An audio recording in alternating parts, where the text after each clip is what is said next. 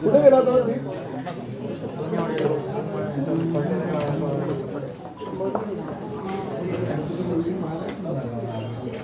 अरे तुझी तारीफ करत होते का? तू डिबेट केलं ना काय?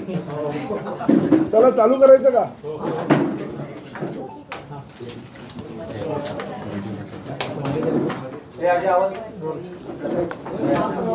आता विजय कुठे विजय? हा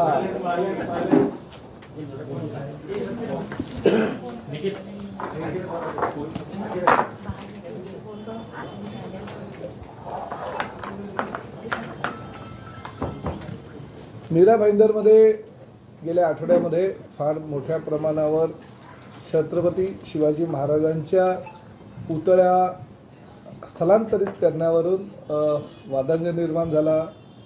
बऱ्याच लोकांनी त्याला पाठिंबा दिला. सत्ताधारी पक्ष असलेल्या इथल्या स्थानिक नेत्यांनी आणि बऱ्याच लोकांनी विरोधही केला. वस्तुस्थिती आपल्यासमोर मांडण्यासाठी मी आज बसलो आहे, कारण शेवटी मीरा भाईंदर शहराचा आमदार, शिवसेनेचा नेता आणि त्याचबरोबर राज्याचा मंत्री म्हणून मला आरोप करता येत नाही, कारण जे आहे ही सत्य वस्तुस्थिती आपल्यासमोर सांगणं कर्तव्य आहे. कारण शेवटी मंत्री म्हटल्यानंतर लोक जे मंत्री बोलतो ते खरं असेल असं म्हणूनच काम करत असतात आणि त्यामुळे आरोप प्रत्यारोप करण्यापेक्षा वस्तुस्थिती कागदपत्रांसहित आपल्यासमोर मांडण्यासाठी किंवा ती सांगण्यासाठी मी आज या ठिकाणी आपल्याला बोलवलं आहे. खरं तर 1997 साली म्हणजे नगर परिषदेच्या काळामध्ये छत्रपती शिवरायांचा पुतळा त्या ठिकाणी विराजमान झालेला होता. तो बसवण्यात आला आणि त्यानंतर अनेक दिग्गज त्यावेळेसचे जे काँग्रेसचे नेते मंडळी होते, आमचे गिल्बर्ट शेठ होते, ह्या लोकांनी प्रयत्न करून तो पुतळा बसवला आणि महानगरपालिकेची सत्ता आली. पुतळ्याचा मान सन्मान हा प्रत्येक वेळेस केला गेला.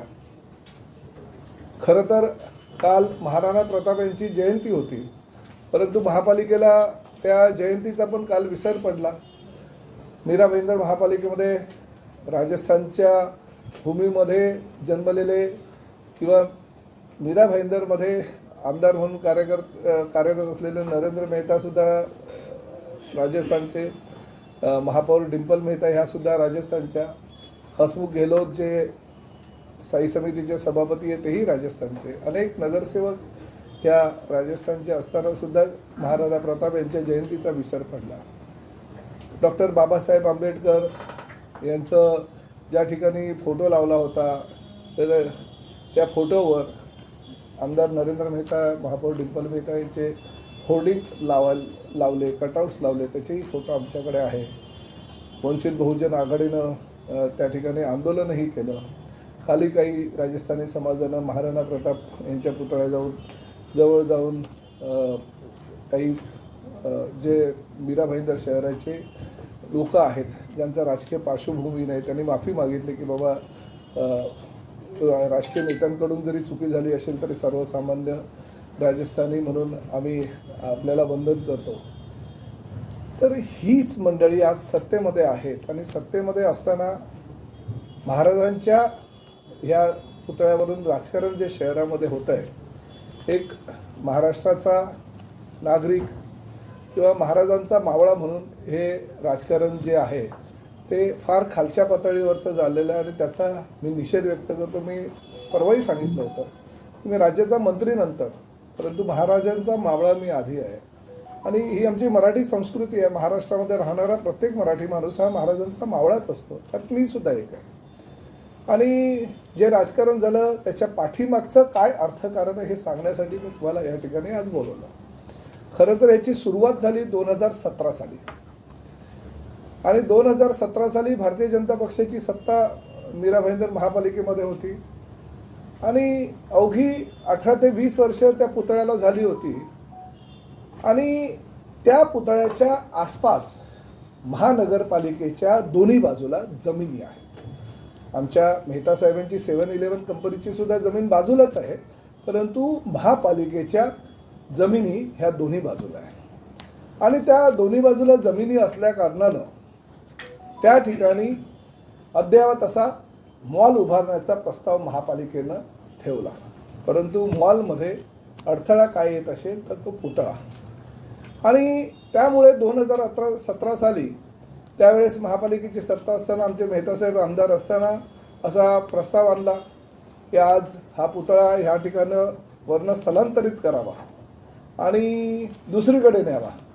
म्हणजे JP इन्फ्राच्या समोरचा जो चौक आहे त्या चौकामध्ये म्हणजे गावाच्या बाहेर तो पुतळा स्थलांतरित करावा आणि शहराच्या मध्यभागी असलेला हा पुतळा या ठिकाणावरनं हटवावा, जेणेकरून दोन्ही बाजूला महानगरपालिकेच्या भूखंडावर अद्ययावत असं मॉल शॉपिंग कॉम्प्लेक्स निर्माण करायचं.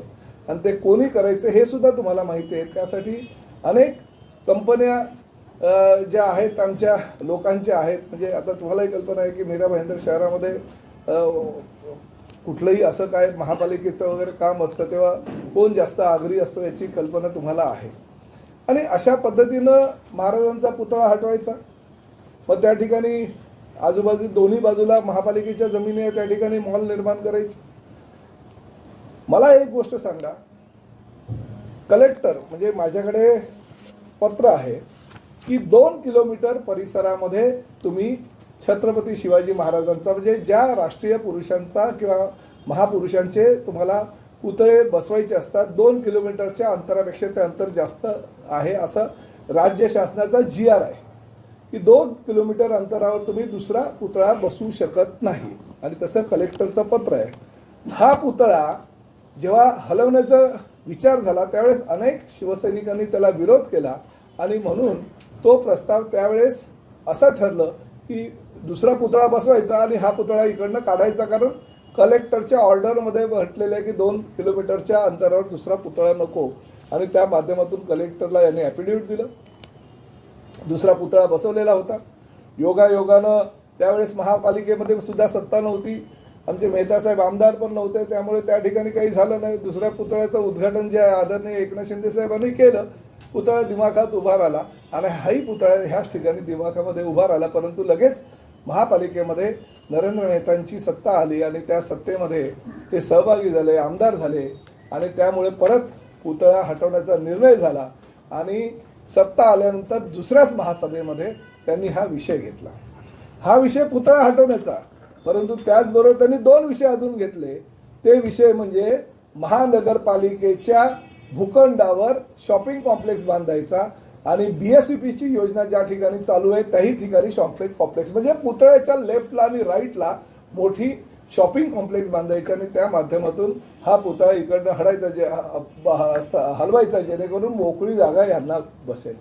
मी खरंच मनापासून फार दुःखी अंतःकरणानं आज ही पत्रकार परिषद घेतली आहे कागदपत्रांसह. त्या कागदपत्रांमध्ये जिल्हाधिकाऱ्यांनी 2 किलोमीटरच्या अंतराचा राज्याचा GR दाखवला. त्याचबरोबर या पुतळ्या 20 वर्षानंतर एवढं का त्या पुतळ्या स्थलांतरित करण्याचा यांना निर्णय झाला त्या बाबतीत सुद्धा कागदपत्र मी या ठिकाणी ठेवलेले आहेत. महासभेमध्ये जे विषयपत्रिकेवर विषय येतात ते फक्त विषय येतात, मात्र गोषवारा दिला जात नाही. जर गोषवारा दिला असता तर ही वेळ या ठिकाणी आली नसती.